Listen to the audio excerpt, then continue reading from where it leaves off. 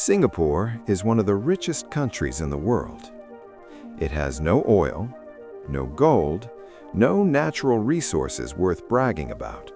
Just people and rules. Very strict rules. In the 1960s, Singapore was not impressive at all. It was poor, overcrowded, and deeply divided by race and religion. Corruption was common. Jobs were limited. Housing was terrible. And to make things worse, Singapore had just been kicked out of Malaysia. So yes, the country was alone, broke, and surrounded by bigger neighbors.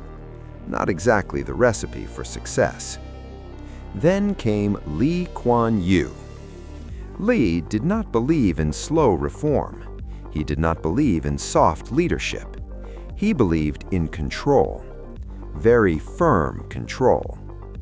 Under Lee, Singapore became what many people politely call a benevolent dictatorship, which is a nice way of saying, do what's best for the country or don't do anything at all. Lee believed corruption was the fastest way to destroy a small country. So he didn't try to manage corruption, he tried to erase it. In Singapore, corruption didn't slowly disappear. It packed its bags and left. Government officials were paid well, but if they were caught taking bribes, their careers ended immediately. No excuses, no second chances. Apparently, corruption works better when it's unemployed. Then came the rules. Singapore didn't just have laws, it had laws that looked at you and said, don't even think about it. Public order was strict, cleanliness was enforced, efficiency was mandatory.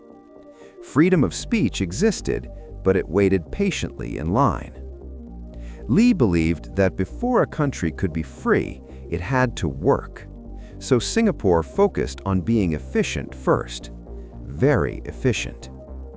Instead of wasting time arguing about ideology, the government focused on results. Jobs, housing, education, and especially trade. Singapore had one big advantage: location. It sat right on one of the busiest shipping routes in the world. So Lee decided to turn Singapore into a global trade hub. Ports were modernized, infrastructure was upgraded, foreign companies were invited in. But there was a condition. You could do business in Singapore, but you had to follow the rules. All of them.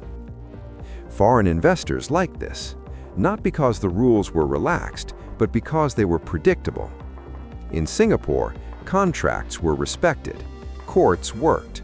The government didn't change its mind every 5 minutes. For businesses, this felt like paradise. Education was another obsession. Singapore didn't just educate people, it trained them. The system focused on math, science, engineering, and skills that companies actually needed. It wasn't about creativity yet, it was about competence. And it worked. Factories came. Finance followed. Global companies set up headquarters. Slowly, Singapore became rich, very rich. Of course, there was a trade-off. Political freedom was limited. Media was controlled. Protests were not encouraged. Singapore chose order over expression, efficiency over debate. And not everyone agreed with that choice. But economically, the results were hard to ignore. A poor island with no resources had become one of the world's most successful economies. So what's the real lesson here? It's not that dictators are good, and it's definitely not that strict rules always work.